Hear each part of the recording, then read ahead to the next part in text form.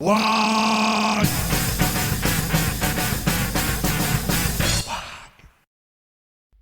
Et salut les boys, on part sur une petite vidéo pour faire le point sur les annonces qu'il y a en cette rentrée, donc annonces à venir et les dernières modifications aussi. Alors on a eu par exemple une modification du héros Voldus, alors bon que je n'ai pas monté du tout moi pour ma part.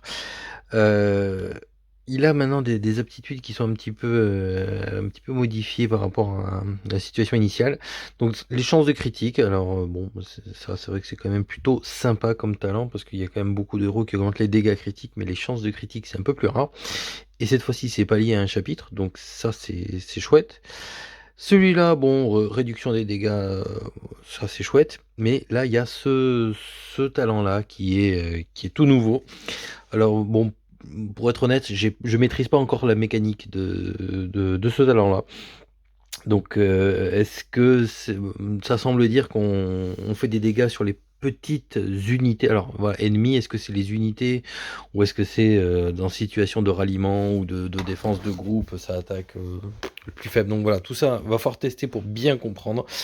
De ce que j'ai cru voir comme rapport, c'est que les dégâts que tu infliges vont se répercuter au prorata sur les plus petites unités de ton adversaire, sans tenir compte de renvoi ou de l'esquive. Donc potentiellement, ça peut être très fort, mais il faut voir quelles sont les conditions d'activation, tout ça. Donc héros à creuser, mais qui est potentiellement très intéressant. Voilà, mais le gros sujet, voilà, c'est ce poste-là. On a donc des fusions de serveurs qui sont annoncées, alors même si on ne sait pas encore du tout quel serveur, quand, mais voilà, bon, a priori, c'est sur ce trimestre. Donc, modifier des nouveaux artefacts, ça peut être sympa, parce que c'est vrai que même si le concept d'artefact est sympa, je trouve que le pool d'artefacts disponible est quand même pas ouf ouf. Alors, le truc qui me fait beaucoup rire, modification de Meia.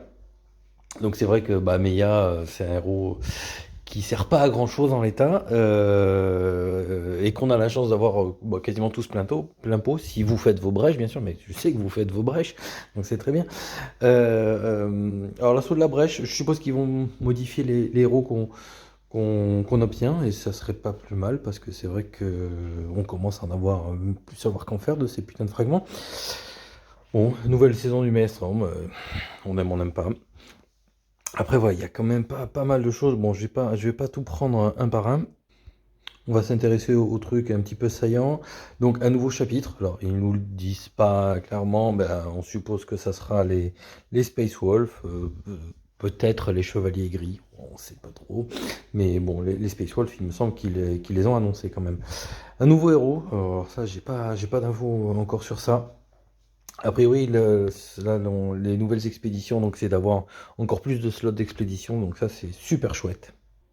Voilà, mais en gros là, le truc important, c'est dans cette zone, donc dans l'autre moitié de 2023, on va avoir voilà, nouveau niveau de barge, donc les barges 45 sont annoncées.